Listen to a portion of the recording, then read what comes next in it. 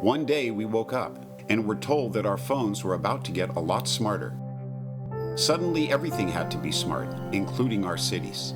One of the first smart cities that comes to mind for almost everybody that's involved in this business is Amsterdam. This is Sandra Baer, the president of Personal Cities. So Amsterdam created a climate street where they piloted a lot of technologies around monitoring air pollution, looking at pedestrian traffic and car traffic flow. They also did a lot with smart energy lighting.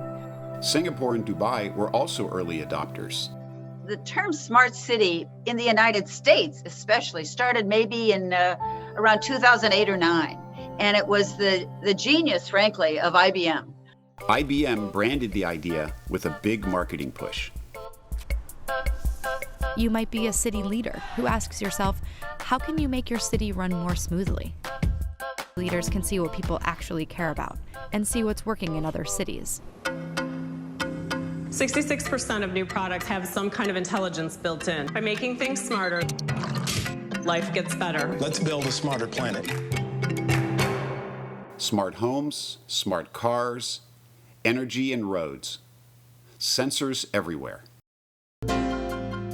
This is Saving the City, where we talk about how cities figure it out. Today we're in sunny San Diego, where we want to talk about streetlights, smart streetlights, and the promise and perils of smart cities.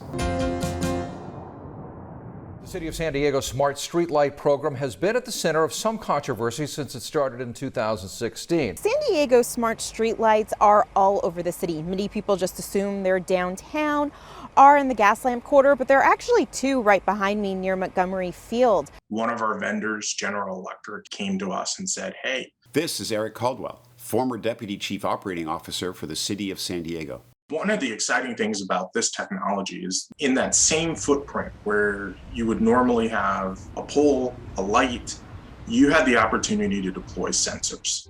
We have about 30,000 streetlights in the city of San Diego. Data is really the foundation for how we know how well we're doing. There's something kind of awesome about that level of precision. Time to take smart to the next level.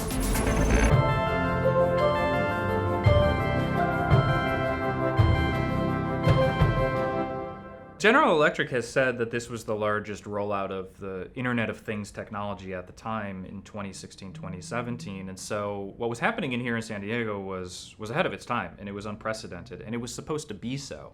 Jesse Marks is an associate editor at The Voice of San Diego who has been on the beat for several years. San Diego effectively volunteered itself to experiment with this technology, which is partly what has caused such a backlash, because I think people, particularly community members, communities of color, don't like to view themselves as being lab rats in this larger smart cities experiment that we're witnessing across the United States. The smart streetlights themselves are actually a piece of physical hardware, and they have a number of components. They can detect light, they can detect atmospheric data, but crucially they also include a video component, so they're actually collecting footage. So the original intention was that no video footage would be collected, but just the computer connected to the camera would see a car going by, and it would make a note. One car went through my field of view. One bike went through my field of view. So it's going to be an environmental good, it's going to be a public planning good. And they brought all of this to the city council in late 2016, but what nobody talked about, but what officials knew at the time, is that the devices had surveillance capabilities. And so you fast forward about 2 years later, the police department is investigating a homicide that took place in the Gaslamp district. And they realized that actually there's a camera up in the streetlight, and that camera might have captured this crime. And so the police department goes to the city officials and they said, we want access to those devices. And the city officials downtown said, sure, we'll give it to you. And so no one else in the public had any idea that there were law enforcement capabilities of this project, not only from the beginning, but over the couple of years that they wound up rolling out more than 3,000 different cameras attached to these sensors across the city. And that's essentially what happened with the police department getting involved. The city of San Diego, if we're collecting information that can be used to solve a crime, there's a legal requirement to turn that over to law enforcement, like any other business. If somebody were shot in your front lawn and the police came by and said, hey, we noticed that you had a security camera up here, you have to turn over that footage to law enforcement, and the city of San Diego is no different. Media outlets start reporting on the existence of these streetlights and how they're actually being used. And so there's a big public backlash to it in 2019.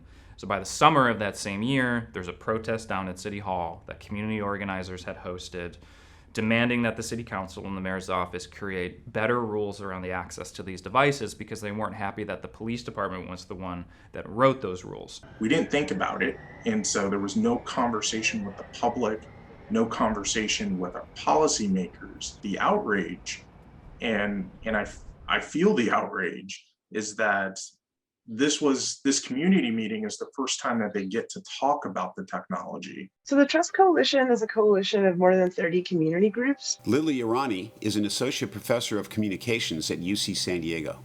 We looked at a bunch of cities. The two cities we looked at the most closely were Oakland and Seattle. Brian Hofer was a paralegal who in 2014 decided to take a lead on Oakland's citywide surveillance program. He has since become the go-to guy on surveillance regulations and has worked with 30 cities and police departments around the country. Constituents are everybody. Everyone at the municipal level is a stakeholder. You know, the police, the electeds, the community. Everybody should have a voice, and that's what this model does. It doesn't exclude the police from having, an input into how they're going to use their own equipment. It just includes the public for the very first time. Most policy writing, when it's even existed, has been done unilaterally. I gave them the Oakland ordinances, and they, modified it a bit to make it appropriate for San Diego, and just also kind of refine the language, lessons learned over the past few years from the Bay Area versions. City Council voted unanimously in support of both the Privacy Board and the surveillance ordinance. San Diego City Council unanimously approved 2 ordinances this week aimed at protecting people's privacy from surveillance technology, including smart streetlights that were once being used around the city. It would have to go through a checklist of things that they considered before they bought it. And they also proposed the creation of a privacy advisory board, which would be made up of regular people, but who were also experts in, say, cybersecurity, encryption, civil rights. It would also include community members so that the conversation around how to roll out technologies as part of the Smart Cities initiative would be more collaborative. Adding to the political conflagration, the city council discovered the technology didn't really work. It turned out that the data wasn't as pure as we wanted it to be. There was a lot of problems with the data as it relates to accuracy. There was an expectation of having accuracy in the high 80s to low 90% in terms of counts. And in some cases, we were seeing 50 to 60%. And so by the summer of 2020, when the city council decided to effectively defund the Smart Streetlights program, even though San Diego has said they personally won't go into those cameras and pull the footage, other agencies could potentially get in there and pull it. And they could send a subpoena, or they could physically uninstall and get the device themselves. And it's always possible they could go into a courtroom, or they could go to the company and say, unlock what's on here for us. So even though the program here in San Diego is temporarily shut down, other agencies, potentially ICE, potentially, say, local police departments, they could still have access to these devices. We just don't know. With the smart streetlights, the police got in front of the community and said, we only use this for the worst crimes. We're only using it to find murderers and rapists. And of course, nobody likes murderers and rapists, but police department did use it to look at who was protesting in the streets last summer. They did use it for somebody who vandalized the building. And so they were not actually using the surveillance technology in the ways that they themselves stated. Protesting is a First Amendment right. That's freedom of speech. And people aren't going to exercise it, and our democracy loses something if they're afraid that those 4,000 cameras are going to film them and come back to bite them one day because they participated. I think a lot of cities fall into this kind of fear of missing out. They look at other cities, see that they're deploying technology, and they want to do that too. And their policymakers are pushing in that direction. We want to be smart. We want to be innovative. We want to be cutting edge. Well, don't fall into the trap that technology is going to solve all your problems. One of the hallmarks of the smart city view that I identify is Ben Green is the author of the book, The Smart Enough City. This perception of the world through technology goggles. When you're viewing the world through this lens, you're seeing every social problem as fundamentally a technology problem, viewing technology not as an end in itself, but as something that is a secondary force that may or may not be able to help us accomplish those goals. The data collection that government is engaged in, regardless of what city or jurisdiction, is probably decades behind what is being collected from your smartphone today. One of the things that we learned after we started deploying the intelligent streetlights is that there was other ways for us to get more accurate data. Private companies provide data that you can purchase that's infinitely more accurate. You look at Amazon Ring, they're going and getting the police departments to basically be their marketing agents. There's no real oversight or transparency. Neighbors can be spying on each other. People could be stalking ex-lover.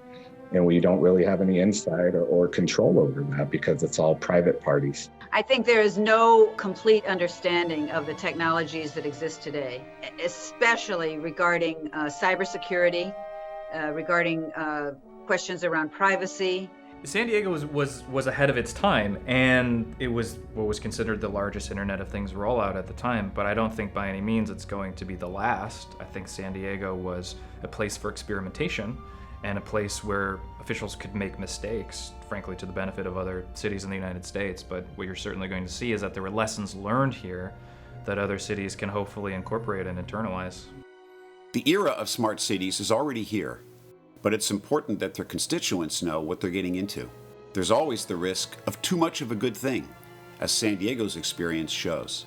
Perhaps we only need the smart enough city, and always for everyone to be informed of what's happening.